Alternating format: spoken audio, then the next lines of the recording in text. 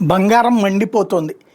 జనవరిలో ఈ ఏడాది జనవరి ఇది 2018 జనవరిలో 78,150, 2018 ఏది జనవరి 18 సారీ సెప్టెంబర్ దగ్గరకు వచ్చేటప్పటికి 112,750.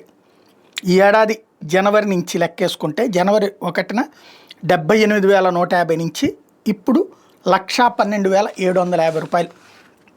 ఓవరాల్గా ఏదైతే బంగారం దాటిపోయింది. 10 గ్రాముల రేటు ఏకంగా 5,080 ఒక్క రోజులో పెరిగింది.